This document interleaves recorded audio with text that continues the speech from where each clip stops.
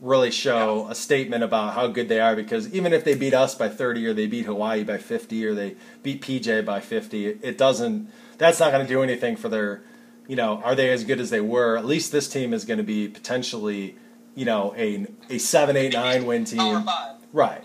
Yeah, and that's, even though I just don't, I'm not buying the Power hope 5 team who's going down Thanksgiving weekend. Yeah, well, we can't even think about that when we it just makes everybody awkward. We just gotta survive. We gotta survive week 1 right now. Yeah, exactly. So quick things. Do you have a Mac pick of the week, or are you waiting?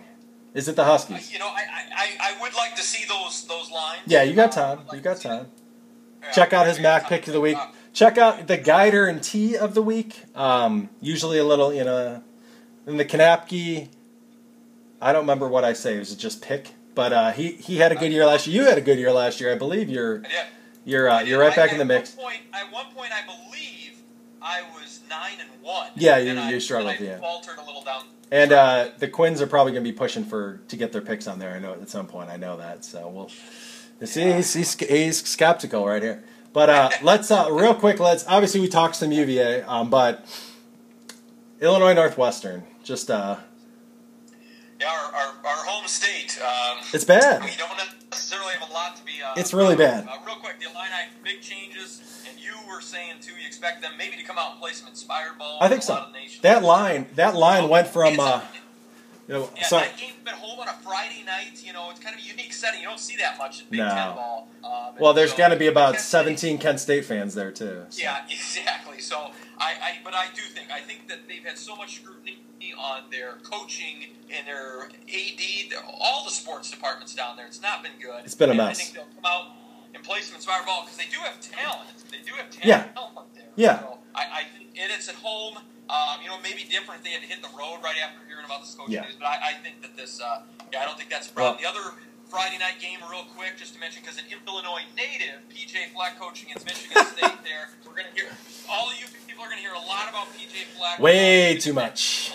Yeah, way too much. But I don't necessarily rule that one out being close. But if that's close, just wait a few weeks till they go into Columbus. That will not be close. Yeah. PJ biting off one or two. Northwestern, Stanford, I believe, is rolling into Evanston, if I'm not mistaken. That's not going to be pretty. It's not going to be pretty. Last year they had Cal roll in. It's not going to be pretty. I saw firsthand the fans jump off the ship because week 2 there were no Northwestern fans in the stadium after one loss to a West Coast team. I don't see that. I don't think they're ready for. I actually think Northwestern, and we saw this firsthand, unfortunately. I think Northwestern's a lot better when they're the underdog and they're on the road. When it's like a non-conference or if it's a game they're not expected to win, but they don't seem to play up to their opponents, at least in the last 10 years, when it's a big home game like they used to in the late 90s, early 2000s. That atmosphere, it's not a home field advantage. No. If it's Iowa, Nebraska, Michigan, any of those teams, it's all their fans. It's nothing. State, right, and that's. I think Stanford will beat them pretty bad. The team from Illinois that some may feel the most confident about this weekend are Huskies. Real excited home game. You did your homework here. You say that UNLV coach is coaching a worse team than he did last year. Yeah, he did. He coached Bishop Gorman, and they put a ton of people in D1, including Snoop Dogg's kid who decided to quit UCLA. But he's got to work on his movies. Hey, but 50 years Husky Stadium. And yeah, it's awesome. Keep in mind the Huskies still have, since we started school there, in the 15 years, the Huskies' record at home has been immaculate. It's been good. Awesome. Yeah. I don't know if you kept that chart up. You got to get your, you got to update your chart. I'll get the stats here, but I believe it's 29 of their last 30 they've won at Husky Stadium. So was the last non-conference Navy? Yeah, at home, Kansas. They had Kansas. No. I'm saying the last non-conference loss at home. Navy, maybe Harnish's sophomore year, maybe. Yeah, I think me and Guider were at that game. That was rough. That was not a good one. Not a good one. Nonetheless, they should be in good shape there. A lot of returners. We obviously know the quarterback coming back. We're hoping that Anthony Maddie isn't going to play every third series or whatever. Yeah, right. I'm telling you now, Mr. Beebe there, Yeah. yes, Don Beebe's son. I predict a little foreshadowing, but in a couple weeks he will quiet the horseshoe at least once. All right. He'll be a big receiver. We've got Christian Hagen, the kicker. Yeah. He looked comfortable last year. I just like, Desroy Maxwell, a tight end. Yeah. Back, you may remember him from the Orange Bowl, the fake punt. Yep. Jimbo Fisher looking like this on the sidelines. Oh yeah, I'm pumped. The offense returning a lot. I just think that we're gonna have a comfort factor there. 2 nice games to start with. I think that's a big. Yeah, thing. it's One more team from really Illinois, weird. The Illinois State Redbirds. Shout out to KQ. Yeah, KQ and your Redbirds. I know. I'm begging for the MEP'S to do one FCS pick. We can't. But so much research. Iowa, I didn't do my number crunching. Iowa, the past 4 years, they've won. They're 4-0 against FCS schools, but they won by like a total of 25 points. Yeah. It's not pretty. Well, each year. I mean, if Ferentz didn't have the kind of buyout he had, I wonder if he's still their coach. And I don't think it changes this year because I think he could have a terrible year, and they're still stuck owing him millions and millions. And what we've seen over the last X amount of years is it seems like every time he has a bad couple of years, then he all of a sudden goes 8-1 or something, and then the next thing you know, they're like, well, yeah, we got to keep him. We can't let him go. I tell you, I will rule out Iowa having one of those up years. The thing is, it's not going to be an up year like his when they went to the Orange Bowl and played Kansas in like 2008 or something. No, yeah, that's. Yeah. No, see, I think. It's not going to be one of those up years. Yeah, I think he's had like 2 of those years out of 15, or what was it, 18 or something, and I get it. Iowa football was bad for a while before he was there, but at some point, like, it's the same shit over and over again. They can't find a quarterback. They can't find an offense. They run the same, like, 1995 plays with not enough talent, and everybody else is running circles around him, and it's just not. It's not good. I'm good with it because I can't stand him. So like I'm good with them being as bad as possible. We're not going to talk. No. That's exactly what I wanted to talk about. I do have an upset of the week. That is outside of the top 7. New addition. Yeah, I like that. Upset of the week. Could be a top 7 game. And it has to be. Yeah, it could be, but it has to be. I mean, you have to be an underdog, and it has to be something that would shock people if it happened. And I think the dude we saw in the news this week who was getting his players, somehow they were getting suspended and then they weren't, but he has the lineage that could lead to these types of upsets. The Kibbe Dome will be rocking. All 771 Idaho fans will see Ohio go down on Saturday I think it's Saturday in the Kibbe Dome. Ohio's going to be, I don't know if Ohio's going to be much better, but I still think that Petrino, it's the brother, they're going to get better at some point. I don't know how much better. They might go 4-8 this year, and that's so good he bolts. But I still think week 1, there's no way Ohio wants to travel out to Idaho and play the Vandals in front of nobody. If it won't be outright upset, it'll definitely be something that we'll be texting in the fourth quarter going, Idaho's up 10 on Ohio with 8 minutes left or something, and everybody's going to be like, are you kidding me? Craig will definitely go on a rant about how embarrassing it is for the MAC to be potentially losing to a team like Idaho, and that hurts the credibility of the conference. Craig loves the credibility of the conference. MEP viewers, that I will get such a text if that occurs, or no matter what the score, I will hear about Idaho, Ohio. Yes. Because Bobby Mangler's informed of all games in the country like no one else. Yes, and this is the first time since I've been here, 2011, that we haven't had a home game on the first Saturday. So usually we have a home game, 3:30. I barely see the beginnings of games. I come home for the night games. I miss all the afternoon. It's going to be really nice to do that. Plus, we play in the middle of the day, too, and we don't play at the same time.